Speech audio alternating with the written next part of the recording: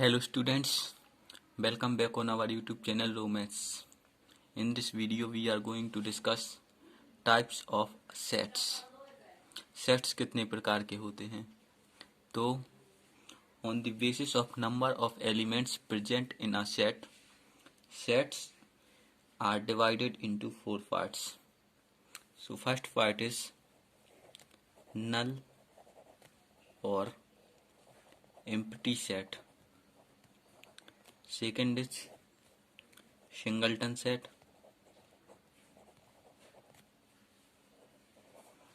And the third is finite set.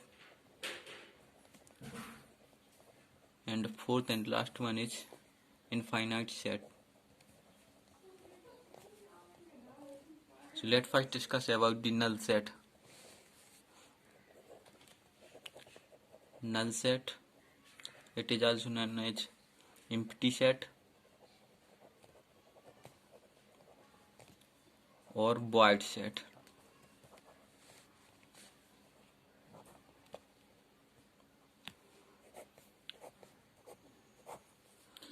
So what is the meaning of empty? Empty means खाली.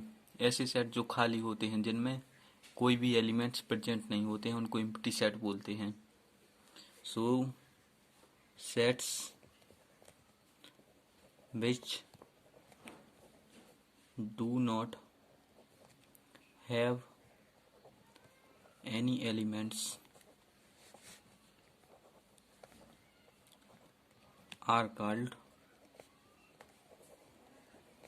void sets.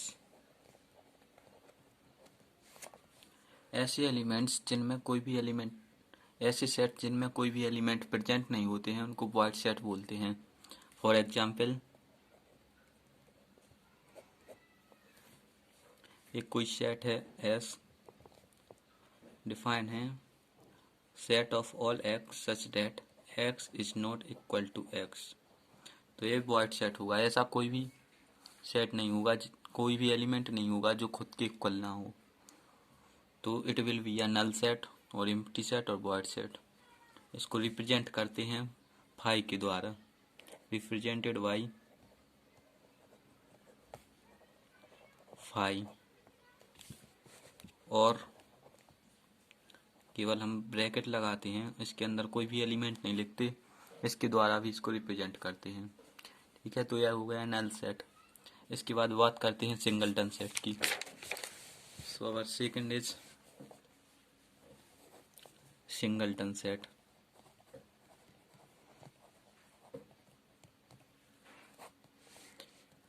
तो ऐसे sets जिनमें केवल एक ही एलिमेंट प्रेजेंट होता है उनको हम सिंगलटन सेट बोलते हैं. Have only single element. Example, जैसे कोई सेट है जिसके अंदर है 3, राम, etc. ये एग्जाम्पल है सिंगलटन सेट के जिनमें केवल सिंगल एलिमेंट प्रेजेंट होता है. इसके बाद बात करते हैं थर्ड टाइप की, जो है finite set.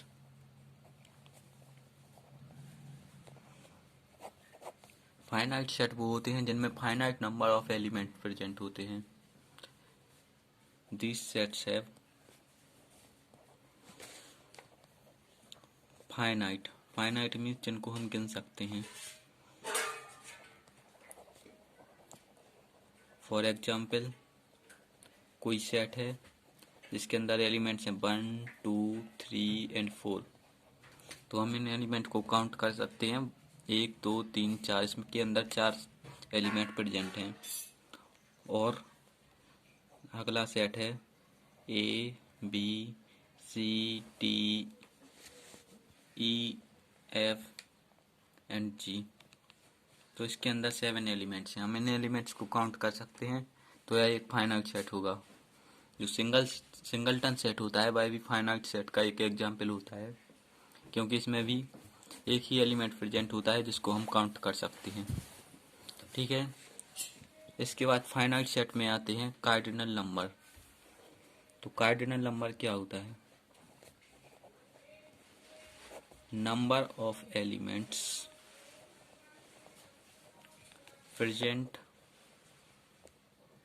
in a finite set।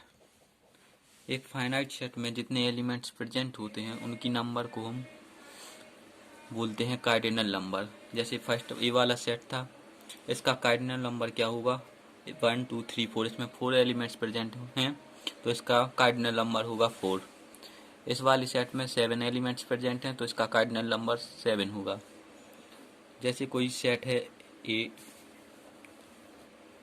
इसमें मान लेते हैं AEIOU, ये 5 एलिमेंट्स प्रेजेंट हैं तो कार्डिनल नंबर को रिप्रेजेंट करते हैं n ऑफ ए। इसको बोलते हैं number of elements present in A. तो ये कितना होगा 1 2 3 4 5। इसमें 5 एलिमेंट्स प्रेजेंट हैं तो इसका कार्डिनल नंबर होगा 5। इसके बाद लास्ट टाइप के सेट होते हैं infinite sets. Infinite sets,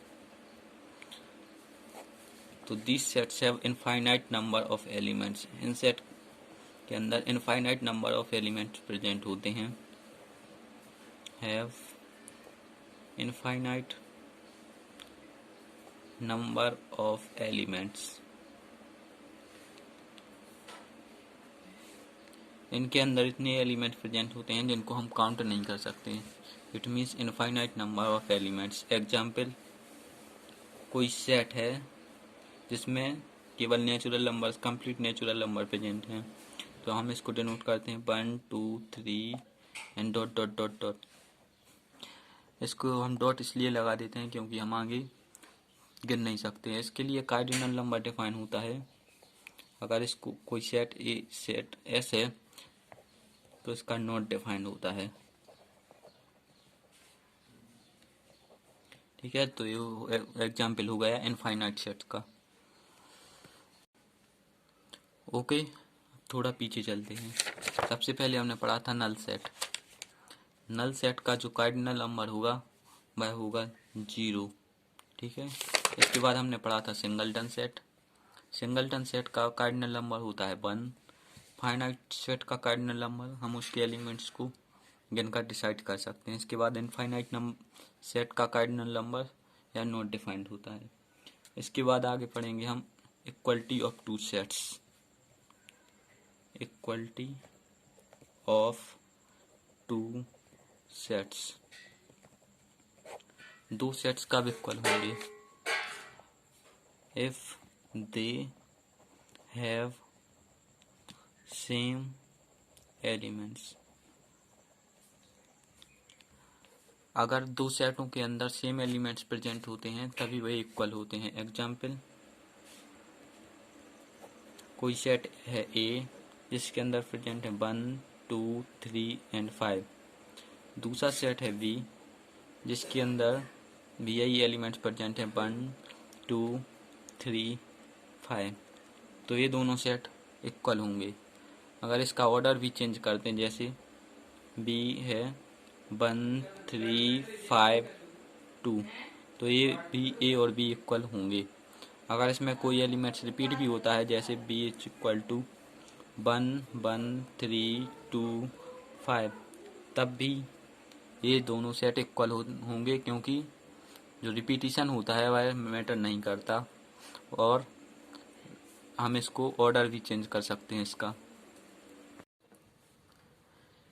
And now we are going to discuss the final topic of today's video, that is equivalent sets. Equivalent sets. When are two sets said to be equivalent? दो set equivalents कब होते हैं? Let there are two sets A and B. Two sets are said to be equivalent when cardinal number of A is equal to cardinal number of B। मतलब जब number of elements जो ए में present होते हैं वह number of elements जो B में present हैं उसके इक्वल होता है, उसको तब हम उन दोनों सेट्स को इक्विवेलेंट सेट्स बोलते हैं। एग्जाम्पल, एक सेट है ए जिसमें एलिमेंट्स हैं 1 3 5 7। दूसरा सेट है बी इसमें एलिमेंट्स हैं A B C D। तो नंबर ऑफ एलिमेंट जो ए में प्रेजेंट हैं और जो एलिमेंट्स बी में प्रेजेंट हैं उनका नंबर, ये दोनों इक्वल हैं, तो ये दोनों सेट्स इक्विवेलेंट होंगे। तो यहाँ पर हम पढ़ चुके हैं null set, singleton set, finite set and infinite set. तो आज की वीडियो ख़त्म होती है यहीं पर। तो मिलते हैं अगली वीडियो में। Thanks for watching, keep supporting and don't forget to like, comment and subscribe our channel. Thank you guys.